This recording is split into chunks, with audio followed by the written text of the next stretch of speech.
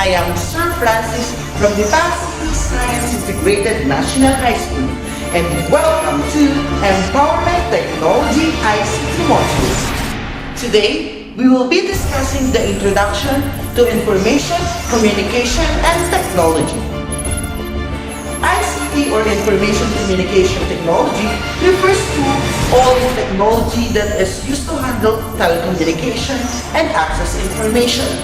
It also deals with the use of different communication technologies such as mobile phone, telephone, internet, save, send, and edit information. Modern definition describes ICT as the convergence of several technologies including internet and wireless medium, but the primary focus is on the access and sharing of information and communications. And now, let's talk about ICT in the Philippines. Philippines is dubbed as one of the ICT hub of Asia because of the huge growth of ICT-related jobs such as the BPO or the business process outsourcing or call center agents. ICT department in the Philippines is responsible for planning, development, and promotion of the country's information communication or ICT agenda in support of national development. In that manner, the ICT in the Philippines has a big role in developing such as the infrastructure, the education, the medical support, and the social services. In terms of the World Wide Web is invented by the Tim Berners-Lee, an information system on the internet that allows a particular document to be connected to other documents by the hypertext link, enabling the user to search for information by moving from one document to another. The web pages or a hypertext document connected to the World Wide Web is a document that is suitable for the World Wide Web. We have different online platforms of World Wide Web. We have the Web 1.0, Web 2.0, and the Web 3.0. The Web 1.0 refers to stage in the World Wide Web which was entirely made of the web pages connected by the hyperlinks. It is also called as the static web page, where the people is just as is and cannot be manipulated by the user. Another type of web is the Web 2.0.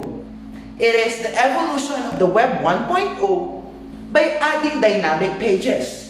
The user is able to see a website differently than others. It also uses users to interact with the pages instead of just reading the pages, because the Web 1.0, the technical definition for the Web 1.0 is just you are just read only pages. But the Web 2.0, it gives the user interaction to another user by just reading the pages. The user may be able to comment or create a user account. And lastly, we have Web 3.0, a movement led by W3C or the World Wide Web Consortium, a praise coined by John Markoff of New York Times in 2006. The third generation of internet-based services that collectively comprises what might be called the intelligent web, emphasize machine-facilitated understanding of information in order to provide a more productive and intuitive user experience. So, these are the differences between the Web 1.0, Web 2.0, and the Web 3.0. So what are the features of Web 2.0?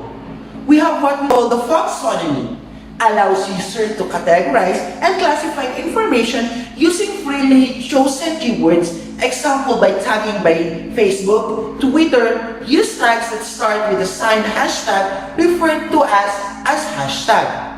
Another feature of the Web 2.0 is the rich user experience. The content is dynamic and it is responsive to users' input. Another features of Web 2.0 is user participation. The owner of the website is not the only one who is able to put the content. Others are able to place a content of their own by means of comments reviews, and evaluations such as Lazada and Amazon. Another thing is about the long tail.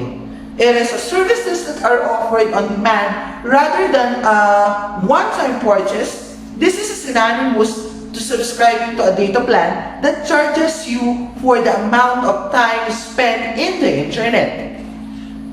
Second to the last is the software as services. Users will be subscribed to a software only when needed rather than purchasing them. Example, the Google Docs used to create and edit word processing and spreadsheets. And lastly is the mass participation.